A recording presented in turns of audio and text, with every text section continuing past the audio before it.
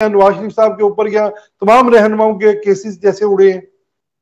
تو دیکھیں دونوں جو حالات ہیں نا، دونوں حالات میں بہت فرق ہے. میاں صاحب کے حالات میں اور عمران خان کے حالات میں بہت فرق ہے. ان کیسز کی نوعیت میں بہت فرق ہے.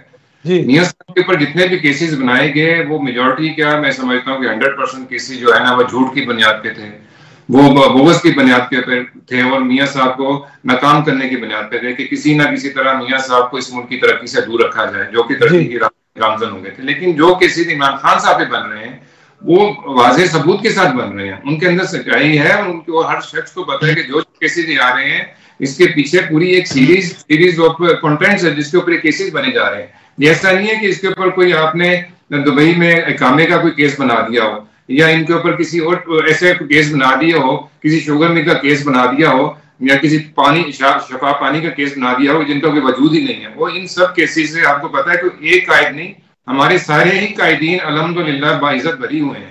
میاں شہباز شریف صاحب بھی بری ہوئے ہیں، میڈم مریم بھی بری ہوئی ہیں، ہمارے اس کے علاوہ جتنے قائدین تھے، خواجہ صاحب ہیں، خواجہ آصف ہیں، خواجہ سعد ہیں، سب کو بری کیا گیا ہے. ان کے اوپر جھوٹے کیسز بنائے گئے تھے. لیکن یہ جو کیسز عمران خان کے اوپر بنائے جا رہے ہیں یہ جھوٹے کیسز نہیں ہیں.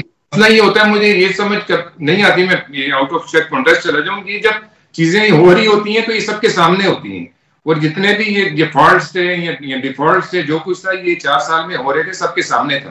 عدالتیں بھی یہی تھیں، ججز بھی یہی تھے، لوگ بھی یہی تھے، لیکن اس ٹائم کے اوپر ان کو نہیں روکا گیا ان سب چیزوں کے لیے. لیکن اب نامعلوم جس نے جو کیا اس کو بھگتنا پڑے گا. انہوں نے یہ جو کام غلط کیے ہیں، اس ملک کو جو بربادی کے دانے پہ لاگے کھڑا کیا ہے، اور جو 24 کروڑ عوام کے ساتھ انہوں نے جو زیادتی کی ہے وہ ان کو خمیازہ ان کا بھگتنا پڑے گا. میں سمجھتا ہوں کہ یہ بالکل کیسز صحیح ہیں. نواز شریف صاحب کے کیسز کے ساتھ ان کا کوئی مناسب نہیں بنتا.